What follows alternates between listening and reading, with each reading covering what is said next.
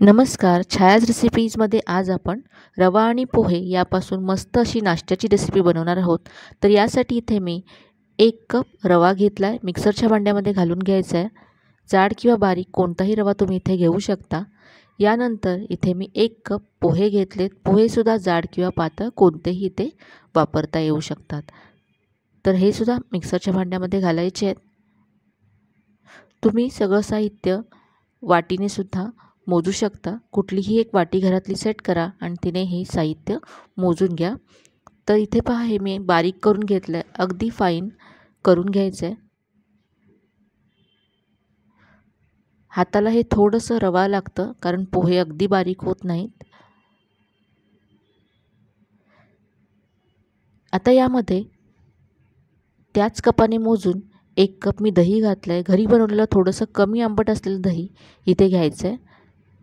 आणि त्याच दह्याच्या कपामध्ये मी 1 कप पाणी घेतलं आहे. ते सुद्धा मिक्सरच्या भांड्यामध्ये घालायचं आहे आणि हे पुन्हा वाटून घ्यायचं आहे. तर हे पहा, मी पुन्हा मिक्सरला फिरवून घेतलं आहे.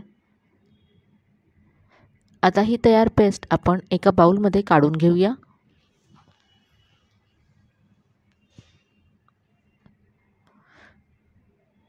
तर इथे हे सगळं मी बाउलमध्ये काढून घेतलं. आता यामध्ये आणखी 1 कप पाणी घालायचं आहे. आता हे व्यवस्थित पाणी आणि सगळं साहित्य एकजीव करून घ्यायचं आहे. तर इथे पहा, विस्करने फिरवून मी याच्यातल्या सगळ्या गुठळ्या काढून घेतल्यात आणि असं हे स्मूथ असं बॅटर तयार झालं आहे.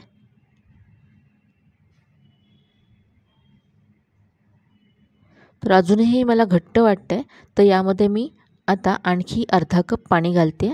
तर आतापर्यंत यामध्ये मी 2.5 कप पाणी घातलं.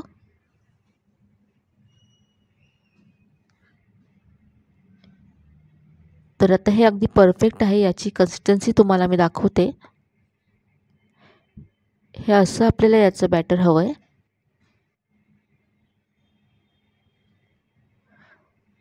आता हे आपण झाकून 10 ते 15 मिनिटांसाठी बाजूला ठेवून देऊया आणि तोपर्यंत चटणी बनवूया. चटणीसाठी मी हे साहित्य घेतलं आहे. तर इथे मी अर्धा कप ओलं खोबरं घेतलं आहे, 1 मोठा चमचा भाजलेली चण्याची डाळ घेतली आहे, थोडीशी कोथिंबीर घेतली आहे, हिरव्या मिरच्या, थोडीशी चिंच घेतली आहे. चिंचेऐवजी तुम्ही लिंबाचा रस घेऊ शकता आणि चवीप्रमाणे मीठ घेतलं आहे. तर हे सगळं साहित्य आता आपण मिक्सरच्या भांड्यामध्ये काढून घेऊया.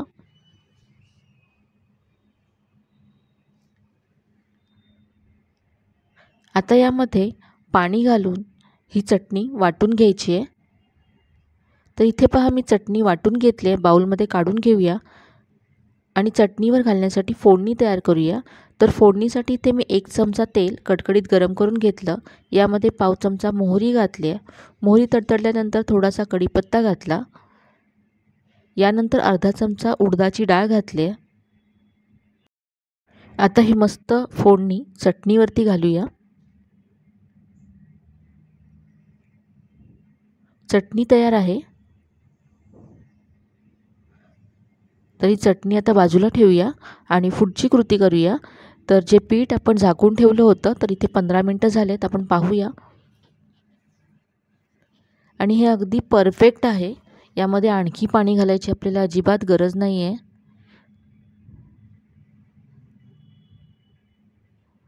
आता यामध्ये चवीप्रमाणे मीठ घालायचं आहे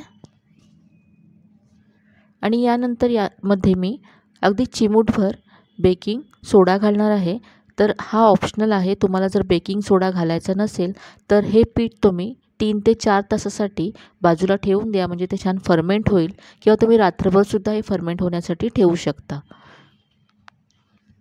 तर इथे मी हे झटपट बनवणार आहे म्हणून चिमूटभर यामध्ये मी बेकिंग सोडा घालते.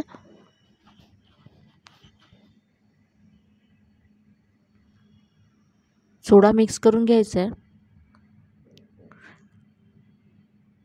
आणि आता हे पीठ आपलं झटपट असं आंबोळी बनवण्यासाठी तयार आहे. इथे मी तवा मस्त गरम करून घेतला आहे. याला थोडंसं तेल लावून घ्यायचं आहे.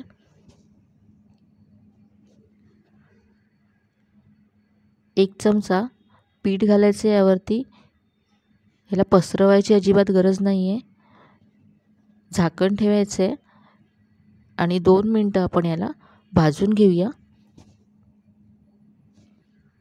तर मस्त अशी झटपट आपली आंबोळी तयार होते। तर 2 मिनिटानंतर आपण उलटून घेऊया।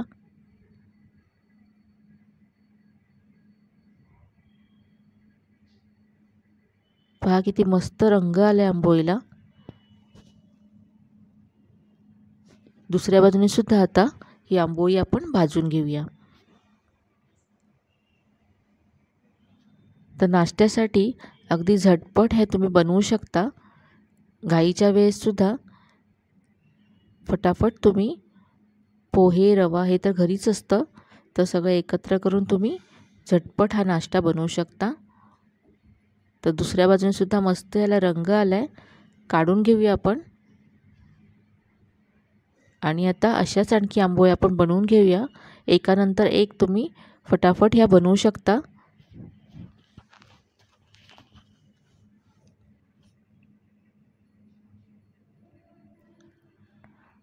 तर अशी दुसरी आंबोळी सुद्धा मी पहा बनवून घेतले। अगदी मस्त रंग आलाय, काढून घेऊया। तर इथे आपला झटपट असा हा नाश्ता तयार आहे। तर काही यासाठी आपल्याला भिजत घालायची गरज नाही आहे। कुठलीही पूर्वतयारी न करता झटपट आपण ही आंबोळी बनवली आणि याबरोबरची चटणी बनवली, त्याबरोबर तर ह्या आंबोळ्या खूपच मस्त लागतात। तर नाश्त्यासाठी तुम्ही नक्की करून पहा। मुलांना टिफिनसाठी सुद्धा तुम्ही ह्या बनवू शकता।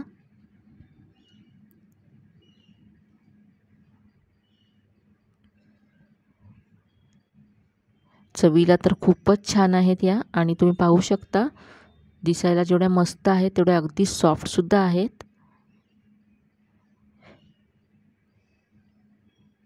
तर आजची ही रेसिपी तुम्हाला कशी वाटली कमेंटमध्ये नक्की कळवा। रेसिपी जर आवडली असेल तर व्हिडिओला लाईक करा, तुमच्या मित्रमैत्रिणींसोबत शेअर करा। चॅनलवर नवीन असाल तर चॅनलला सबस्क्राईब करायला विसरू नका। पुन्हा भेटूया अशा छान छान आणि नवीन नवीन रेसिपीसह। तोपर्यंत धन्यवाद।